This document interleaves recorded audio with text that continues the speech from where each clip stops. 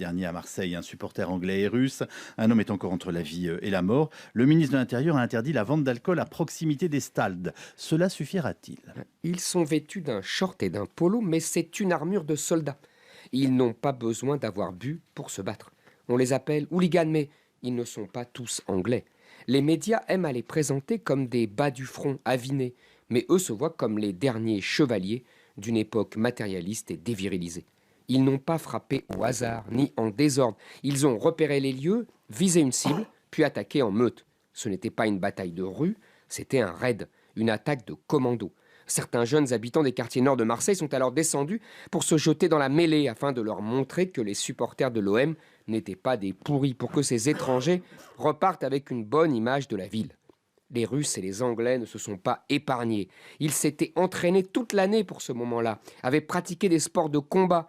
Il en va de leur réputation auprès de leurs pairs. Il y a un classement chez les hooligans, comme à la sortie de l'ENA ou chez les joueurs de tennis. Vous avez l'air de dire, Eric, que la violence et le football ont toujours été liés. Le foot, c'est la guerre. Il n'en a toujours été ainsi. La guerre symbolique, la guerre sublimée, la guerre par d'autres moyens.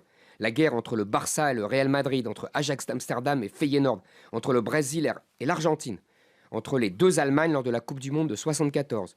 La guerre sur le terrain qui débouche parfois sur une vraie guerre, comme après le match de juin 69 entre le Honduras et le Salvador.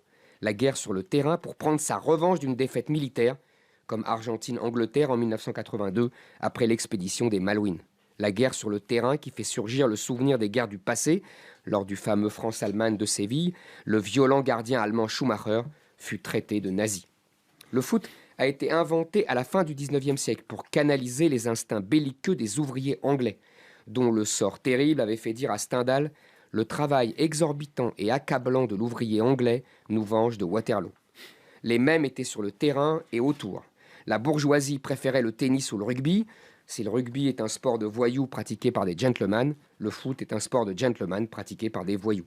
Mais peu à peu, le foot s'était civilisé sur le terrain et dans les gradins.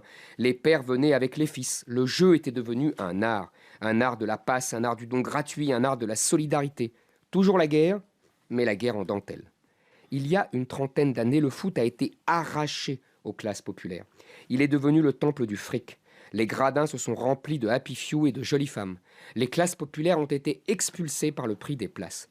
Les supporters ont été grimés en cibles peinturlurées ridicules pour caméras de télévision. Les joueurs ont de plus en plus de mal à incarner des sentiments patriotiques qu'ils ne ressentent plus. Les supporters ont de plus en plus de mal à se sentir représentés par des équipes de milliardaires venus des quatre coins de la planète. Tout est représentation, tout est spectacle. La violence des classes populaires n'est plus canalisée, incarnée sur le terrain ni dans le stade. Elle s'exprime dans la rue.